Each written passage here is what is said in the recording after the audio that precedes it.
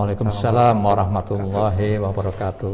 Welcome back teman-teman sekalian, penikmat podcast Ramadan Universitas Asia Yogyakarta 1443 Hijriah. Senang sekali kita bisa berjumpa kembali, dan pada kesempatan kali ini kita udah kedatangan tamu-tamu yang very cool, mereka keren sekali.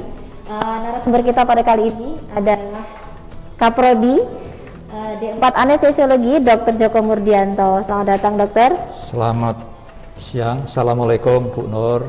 Assalamualaikum Bapak Ibu, para pemirsa, para pendengar. Sehat dokter? Alhamdulillah sehat ya. Kalau nggak sehat nggak bakalan sampai di sini dong. Iya dokter, dan kita nanti akan bicara tentang sehat ya. Oh iya sehat. Oh iya. Islam dan juga sains. Baik, narasumber kita yang kedua juga tidak kalah kerennya, Kaprodi S1 Bioteknologi Bapak Arif Bimantara. Selamat siang. Selamat siang Mbak Nur. Sehat Pak? Alhamdulillah. Mbak Nur gimana? Alhamdulillah sehat juga Pak. Senang sekali. Terlihat haus dan lapar puasa ya? Oh iya, puasa ini Pak. Ya makanya kita juga nanti akan bicara sedikit tentang puasa, Islam dan sains. Tampaknya keterkaitannya sangat ini ya, erat sekali. Nah, teman-teman sekalian, kita akan mencoba mendiskusikan satu topik yang sudah kita sepakati, yaitu Islam dan sains. Namun sebelum kita memulai, jangan lupa untuk like channel kita, jangan lupa untuk subscribe juga, komen dan share ke teman-teman supaya kebermanfaatannya bisa semakin lebih luas lagi. Nah, Pak Joko dan Pak Arif, nah ini topiknya sebenarnya luar biasa challenging sebenarnya ya, tapi kita akan mencoba bicara sedikit bagaimana Islam dan sains dan juga kaitannya dengan puasa, terutama dengan kesehatan kita. Bagaimana Pak Joko?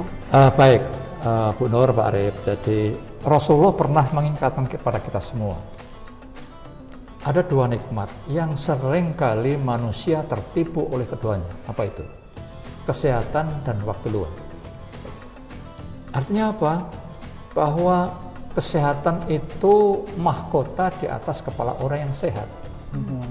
Tidak ada yang mampu melihatnya kecuali orang yang sakit. Artinya apa? Kita baru sadar bahwa sehat itu luar biasa. Sehat itu tidak ternilai harganya setelah kita sakit. Itu Mbak Bu Nur, ya. Jadi memang luar biasa. Sehat itu nikmat Allah yang barangkali paling tinggi, yang tidak bisa dinilai harganya. Karena kegiatan apapun, ya aktivitas apapun, tanpa disertai dengan kondisi sehat tentu tidak mungkin, termasuk beribadah. Ya, kalau kita beribadah dan kita sakit tentu tidak bisa optimal, tidak bisa maksimal. Sama dengan puasa.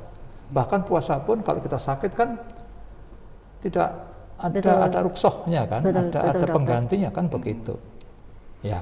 Tapi sering tidak kita sadari dong ya kesehatan. Ya. Kita nggak sadar karena ini Rasulullah yang ngendiko, artinya apa? Itu benar adanya. Dan terbukti. Coba kalau Bu Nur sakit kepala saja, wih rasanya luar biasa ya, kepala mau pecah. Wah ternyata pada saat kita sehat itu luar biasa ya, kita bisa ngapa-ngapain. Betul. Ya, Lagi kalau kita datang ke sini kan sehat. Coba kalau kita nggak sehat nggak bakalan datang sini kan. betul dokter, kita jadi nggak bisa ngobrol dan bahas tentang ini ya dok. Gitu. Dan dengan sehat juga kita kemudian bisa menggali ilmu pengetahuan dan sains, dan kemudian kita bisa mengembangkannya supaya lebih maju lagi. Ya. Betul. Kalau dari sisi bioteknologi Bapak, apa sebenarnya hikmah puasa dalam sudut pandang perspektif bioteknologi? Oke, baik. Mungkin sebelumnya pendahuluan mengenai bioteknologi dulu ya. Kami di bioteknologi ini kan mempelajari bagaimana cara kita menciptakan suatu barang atau jasa seperti itu, tapi kita dengan bahan bakunya itu adalah makhluk hidup seperti itu.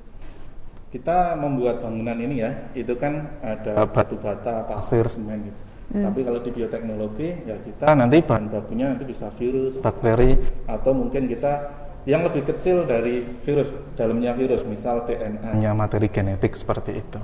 Nah, ternyata penelitian mengenai efek puasa ini hingga ke materi-materi genetik atau bahkan tidak hanya di tingkat seluler ya, di tingkat sel gitu. Kita kan manusia paling kecil unitnya adalah sel gitu ya. Di dalam sel ada banyak komponen-komponen yang di dalamnya.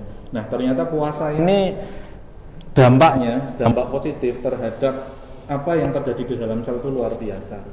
Sebagai contoh ini ya, Mungkin dulu ketika kita belajar biologi, manusia makhluk hidup gitu ya, tingkat terkecilnya adalah sel gitu. Di dalam sel ada yang namanya inti sel yang isinya adalah DNA. DNA ini bisa dikatakan sebagai mesin utamanya kita, sehingga kita saat ini bisa duduk bersama, ngobrol, kita bisa melihat, bisa bernafas, mesinnya itu di DNA ini.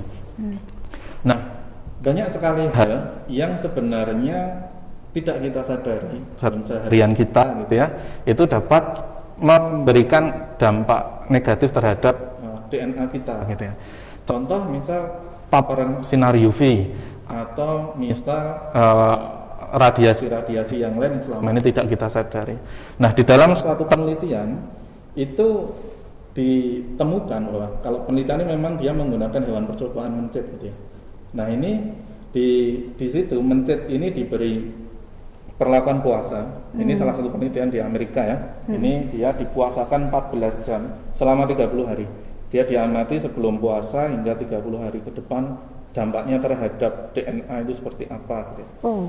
Dan ternyata di dalam selnya ini terdapat lebih banyak protein-protein yang berperan dalam perbaikan DNA pada mencit yang dia dipuasakan selama 14 jam dalam kurun waktu 30 hari. Ini dalam di mencit ya. Dan ini luar biasa sekali.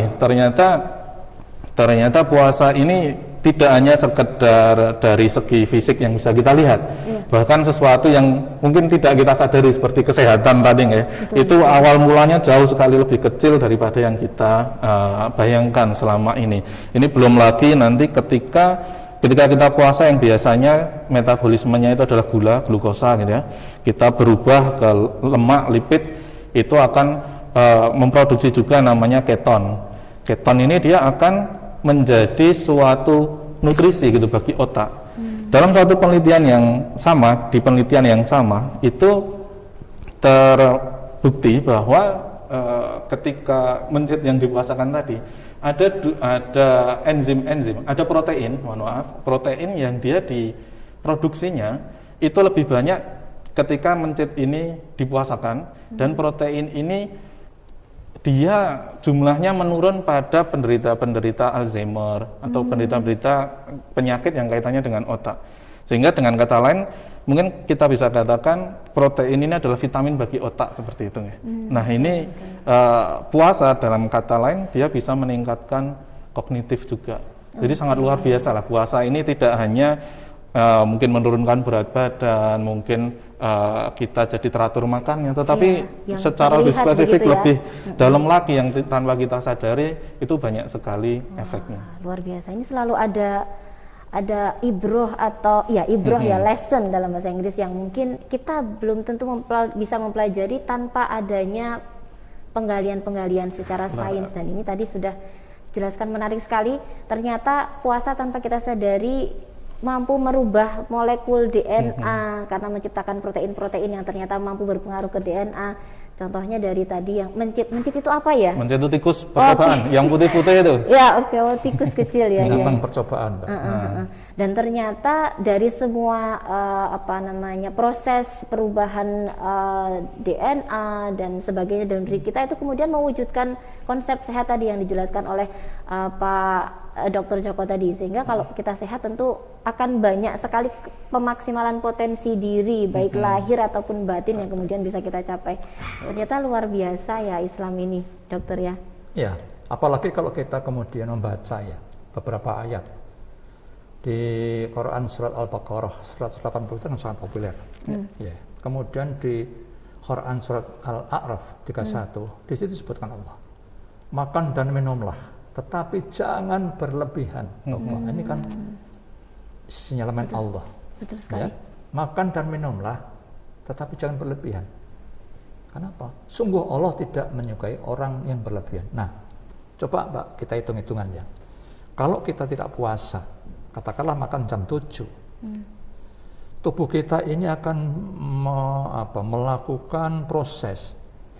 Pada saat kita makan jam 7, makan 4 jam lagi, jam 11 itu sampai di lambung, diproses. Kemudian 4 jam lagi sampai di usus. Ya. Jadi kalau kita makan jam 7, ya kalau nggak puasa ya, Jam 3 itu baru berhenti. Sementara apa yang kita lakukan? Jam 1, jam 2 sudah makan. Betapa capeknya itu. Iya, mesin di dalam tubuh betul, kita ya. betul. Apalagi nanti ya, jam 1 makan terus. Jadi nanti hitung-hitungannya Bapak Ibu, Mbak Nur, Mas Arif, orang yang tidak puasa itu saluran pencernaannya itu istirahat sangat pendek. Coba kalau kita puasa katakanlah jam 4 kita sahur ya, kemudian jam 8 sampai di lambung, jam 12 diudus, diproses dia. Setelah diproses dia diserap ya, nutrisi serap. Makan lagi jam berapa? Jam 6 sore. Arti ada waktu jeda berapa itu? Sekitar 6 jam 6 ya. jam, ya. 6 jam. Ya kan? Kemudian tentu kalau makan berbuka ya jangan berlebihan, karena memang sama Allah diingatkan itu, makan dan minumlah tapi jangan berlebihan, walaupun itu buka puasa, jadi sekedarnya. Betul. Ya, sekedar bisa kemudian menjalankan sholat maghrib, nah baru kemudian makan besar. Itu. Nah, yang lebih menarik lagi, Bu Nur, Mas Arif, ini penelitian seorang guru besar, Profesor Yoshinori Oksumi dari Jepang. Ini mendapatkan Nobel ini, ya, berkaitan dengan apa yang disebut dengan autopagi. Autopagi itu apa sih? Auto itu diri, pagi itu makan. Artinya apa? Autopagi itu diteliti bertahun-tahun oleh Profesor Yoshinori Oksumi.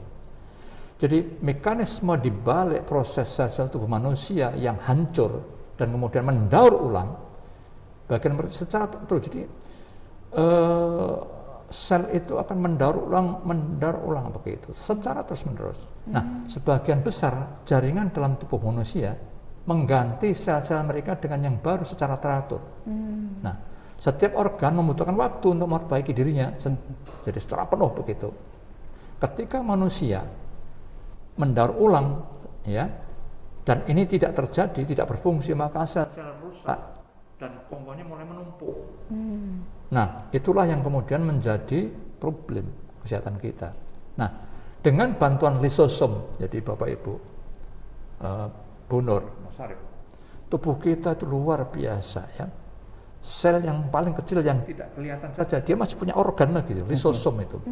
Lisosom organ sel yang berupa kantong yang terikat dengan membran sel yang berisi enzim hidrolitik. Untuk apa? Berguna untuk mengontrol pencernaan di sel sendiri. Jadi tubuh kita itu punya sistem pencernaan, ternyata di sel juga punya sistem pencernaan sendiri. Luar biasa itu. Nah, tubuh manusia dapat memecah berbagai struktur protein dan mengubahnya menjadi asam amino. Nah, puasa itu akan merangsang tubuh agar mampu memecah sel-sel yang beracun dan membuang semua limbah itu. Dengan begitu ujungnya adalah tambah sehat. Tadi yang awal saya sampaikan, istirahatnya lebih panjang usus kita itu. Betul. Ya. Kalau itu kata apa ya penyanyi ya. Kalau bulan bisa ngomong ya. Kalau usus bisa ngomong, protes ya. Ribut Pak Arif ini usus pakai nggak perlu cilok rendang.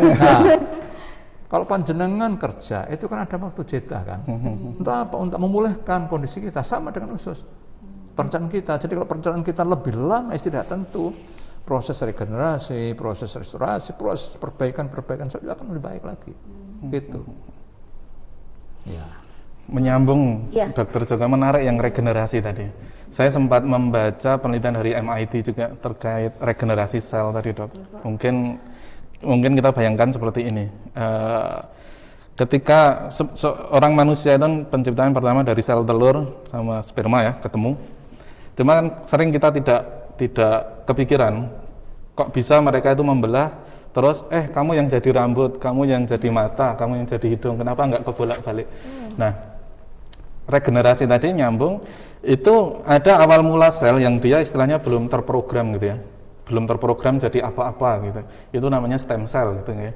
Nah, stem cell ini juga ketika kita berpuasa ternyata ada dampaknya terhadap stem cell yang tadi disampaikan oleh Dr. Joko.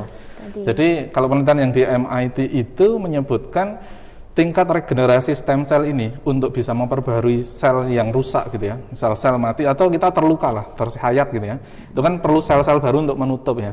Atau sel misal di dalam ginjal kita, kadang-kadang beberapa penderita diabetes itu kan ada sel-sel yang rusak ya di situ, itu perlu ada sel baru yang menggantikan gitu. Nah itu stem cell ini. Nah regenerasi stem cell ini ketika ini kembali lagi di mencit memang di hewan percobaan, tapi ini pemuasaannya 24 jam. 24 jam itu ternyata bisa 2 kali lipat dibandingkan mencit yang dia tidak dipuasakan. Dia dikasih diet, dikasih makanan sehari-hari yang seperti biasanya. Jadi memang dampaknya puasa ini apabila kita kaji dari secara sains memang sangat luar biasa sekali. Bu Nur, ya. Pada saat kita membatasi jumlah kalori, ya, ternyata kadar oksida nitrat dalam tubuh itu meningkat. Apa yang terjadi? Ternyata pada saat kadar oksida nitrat meningkat di dalam tubuh kita, maka molekul ini yang membantu detoksifikasi dan meremajakan sel-sel itu. Ketemu kan jadinya? Iya. Jadi kalau kemudian ada informasi puasalah menjadi sehat, insya Allah itu betul adanya. Secara ilmu betul, ya. Apalagi kalau sekarang ini Bapak Ibu kita diwajibkan. Orang-orang beriman diwajibkan untuk puasa sebagaimana kita diwajibkan sebelum ya kaum sebelum. Agar apa? Takwa. Jadi insya Allah kalau kita puasa Ramadannya baik dan benar, insya Allah kita dapat hadiah takwa. Bonusnya apa? Sehat. Nah syukur-syukur kalau setelah puasa Ramadan ini kita teruskan dengan apa? Puasa jalankan sunnah. Bisa Senin Kemis, bisa puasa 3 hari tengah bulan ya, Aimul Bid, ya, atau puasa Daud, itu lebih bagus lagi. Betul. Maka tubuh kita akan sehat. Insya Allah. Saya jadi tertarik dengan tadi konsep puasa itu kan disampaikan hanya orang-orang yang beriman. Berarti buah manis dari iman itu memang lahir batin luar biasa. Meskipun kronologi penjelasannya panjang ya, dengan ilmu tadi kita bisa, dengan sains kita bisa pelajari, kita bisa pahami. Dan iman dan ketakwaan kita pun jadi makin meningkat karena kita paham. Oh ternyata semua bisa dijelaskan secara ilmiah, akademis gitu ya. Dan ini bukan tidak semua orang muslim ya bahkan yang meneliti begitu ya. Ya semoga menjadi jalan orang hidayah. Jepang, Bu. Ya orang Jepang, MIT. Bertahun-tahun dia teliti, ya. Betul. Ternyata puasa itu bisa membuat sehat dengan keterangan-keterangan yang saya sampaikan tadi, kan sehat ya. Gitu. Luar biasa. Ini kalau kita bicara tentang ilmu kesehatan, Islam dan sains, pasti ada banyak topik ya sebenarnya yang bisa tergali di sini. Kalau saya sendiri karena dari bahasa, karena saya membidangi bahasa ya, jadi jika bicara tentang bahasa mungkin satu yang selalu saya ingat itu dari surat Al-Hujurat ya kalau tidak salah, yang mengatakan tentang kita diciptakan berbangsa-bangsa dan bersuku-suku. Tentu konsekuensinya adalah bahasa kita berbeda-beda. Namun memang Allah menciptakan itu supaya kita saling mengenal, saling bersaudara. Dan yang menarik adalah ketika bangsa dan suku berbeda, maka pasti akan ada banyak perbedaan. Dan dari perbedaan itu memang Allah ingin menekankan bahwa you are brothers, you are sisters, kalian bersaudara, dan yang membedakan hanya ketakwaan, bukan ras. Iya. Bu Nur lihat pelangi. Ya. Pelangi kan indah itu ya. Ya kan berbeda-beda, ada kuning, ada hijau, ada ungu ya kan? Iya. Dan sebagainya, indah itu. Tadi di balik perbedaan itu ada satu keindahan yang kadang-kadang kita lupa itu. Ya.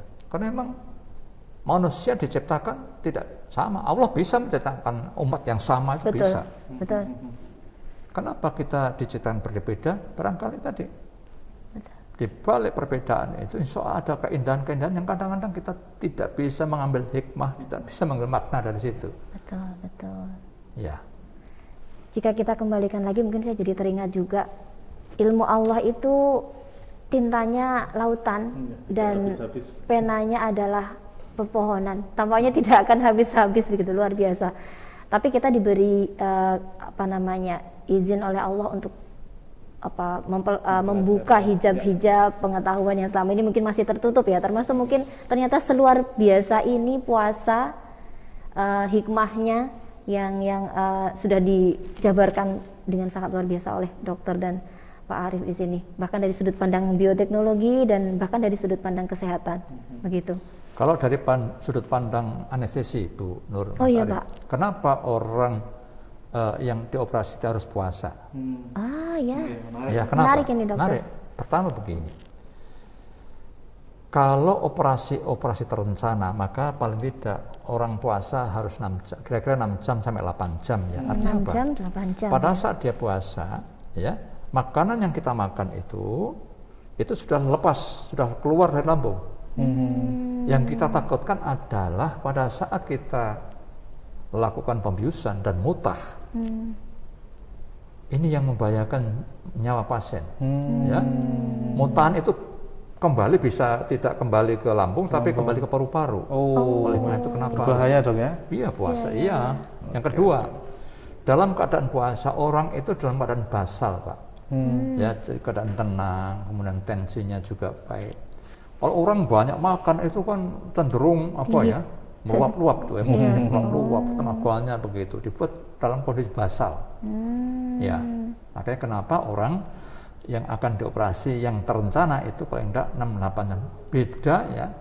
Berbeda dengan kalau operasinya emergensi. Ibarat habis makan ya harus kita lakukan. Langsung. Tentu dokter anestesi akan memberikan prevensi agar bagaimana tidak mutah. Kalau mutah apa yang harus kita lakukan? Gitu, ya. Wah, ternyata puasa ini memang luar biasa sekali ya. Tidak hanya diperintahkan di bulan Ramadan, di puasa sunnah, namun ternyata ada aspek yang luar biasa dari operasi pun. Itu di dalam rangka apa? Keselamatan pasien sebetulnya. Ada manfaatnya juga. Iya.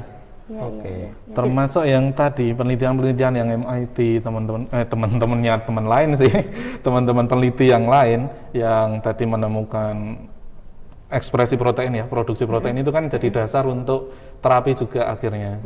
Untuk terapi penyakit-penyakit tertentu dia jadi dia memang penelitiannya ke molekuler ya, ke biotek gitu, tapi memang itu jadi salah satu dasar dalam mempertimbangkan terapi apa yang akan diberikan kepada pasien dengan kondisi tertentu seperti itu. Masya Allah, Masya Allah.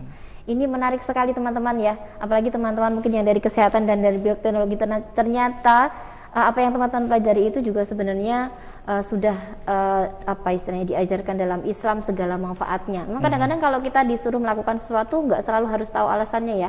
Pokoknya kamu jangan makan ini dulu. Sebenarnya ada hikmahnya untuk kita, gitu.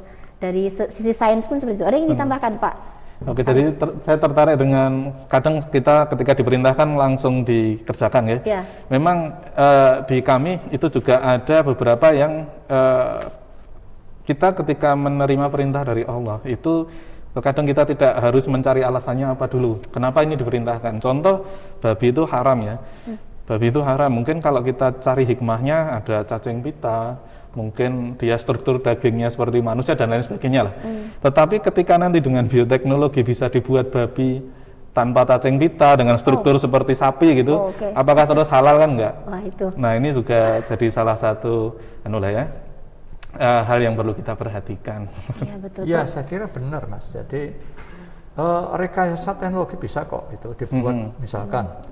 Babi itu ada cacing pita, betul. Kita panaskan mati, bukan itu masalahnya. Kalau memang babi itu haramnya sudah haram titik.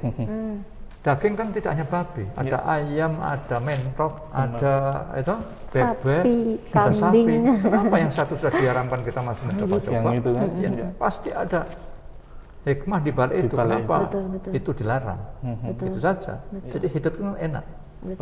Kecuali memang dalam kondisi emergensi yang tidak ada di situ di tengah hutan itu ada cuma babi hutan dan itu bisa menyambung hidup kita itu ada karena menyelamatkan satu nyawa itu juga penting sekali seperti menyelamatkan umat manusia begitu. Ya ini luar biasa sekali.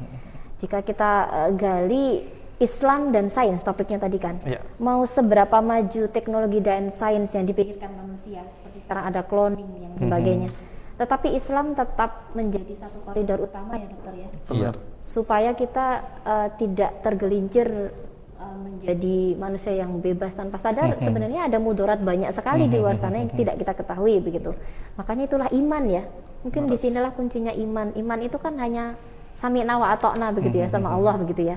Ini yang luar biasa. Jadi kita boleh menjadi seorang ulil albab, keilmuan kita maju setinggi mungkin, namun apa yang telah digariskan oleh Allah bisa jadi kita tidak tahu apa yang dimaksud Allah di balik ini mudaratnya apa begitu. Namun karena kita iman, kita menjalankannya dengan sebaik-baiknya, insya Allah berada dalam naungan perlindungan Allah Subhanahu wa taala begitu ya Dokter dan Pak Arif ya. Ini luar biasa sekali teman-teman kan. Ada lagi harga yang kita terkuak. Tampaknya waktu kita tidak akan cukup kalau kita membicarakan Islam dan sains yang dokter sudah punya banyak sekali sebenarnya hal yang bisa disampaikan. Ini perlu jadi satu podcast sendiri mungkin ya. Islam dan sains bisa berseri dari berbagai macam sudut pandang ilmu. Ini bisa menjadi satu masukan untuk tim mungkin. Baik, mungkin kita tidak punya banyak waktu lagi Dokter Djoko dan Pak Arif. Terima kasih banyak atas waktu dan gagasan ilmu serta informasinya yang luar biasa yang bisa memperkuat iman kita tentunya teman-teman.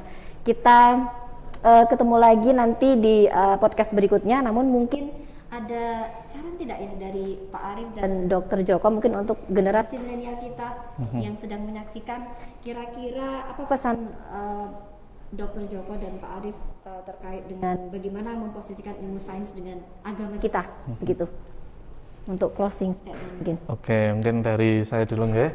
Dari saya untuk teman-teman terutama yang sedang belajar ya, jangan bosan-bosan untuk menuntut ilmu, karena kita bisa berkaca dari ilmuwan-ilmuwan muslim masa lalu ya. Kenapa sempat Islam itu menjadi negara adidaya gitu ya. Sekarang kan negara adidaya bukan negara muslim gitu. Tapi dulu dia abad 800 hingga 1200 itu negara muslim ya, yang terdiri dari 3 benua digabungkan dengan berbagai macam keanekaragaman ras, suku, budaya, itu menjadi salah satu pusat ilmu pengetahuan dunia.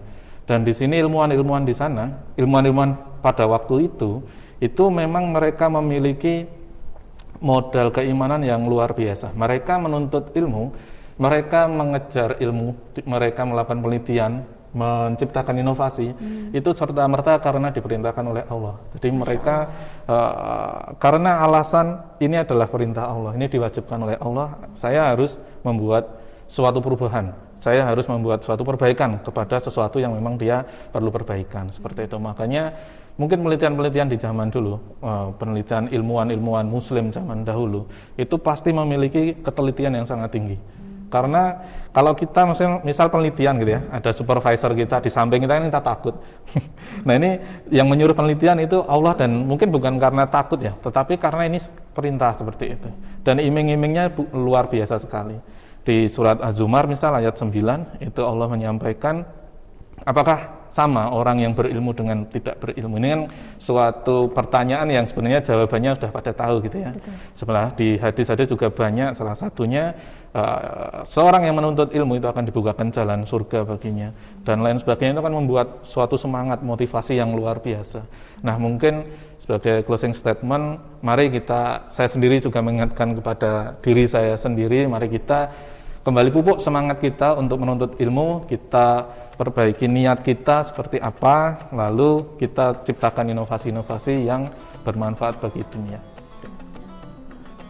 Baik, Bu Nur, Mas Arif, dan Bapak Ibu adik sekalian, pesan saya bahwa saya ini generasi baby boomer kalau salah ya. Sementara ada adik sebagian besar itu generasi milenial atau bahkan generasi X, Y, atau Z. Nah, generasi sekarang ini, ya generasi milenial katakanlah, itu hidupnya itu banyak di gadget ya. Dalam 24 jam berapa jam dia pegang gadget? Ya. Gadget ini kalau kita mau, ini sumber ilmu yang luar biasa, mau cari apa saja bisa. Open access ya. Iya, open access. Ya, saya ingat itu ya.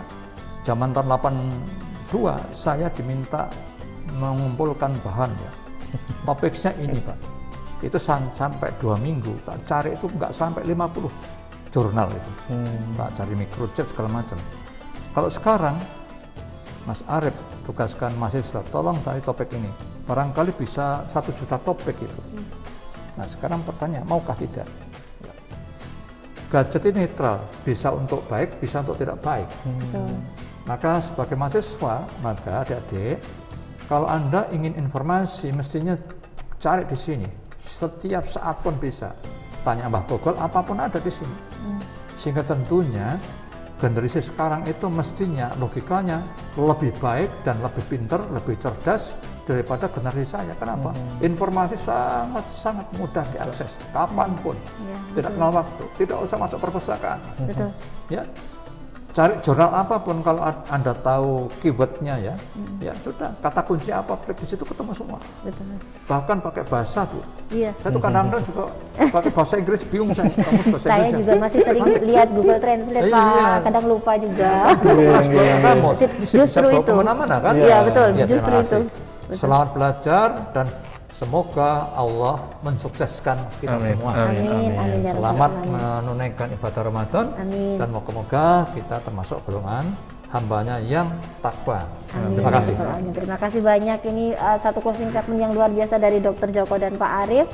Semoga bermanfaat untuk teman-teman dan hadirin penikmat podcast Ramadan Unisa Yogyakarta. Sampai jumpa lagi di podcast berikutnya. Terima kasih banyak. Assalamualaikum warahmatullahi wabarakatuh. Waalaikumsalam. Perjalanan membawamu bertemu denganku, ku bertemu kamu. Sepertimu yang ku cari, konon aku juga seperti yang kau cari. Ku kira kita asam dan garam, dan kita bertemu di belanga. Kisah yang ternyata tak seindah itu.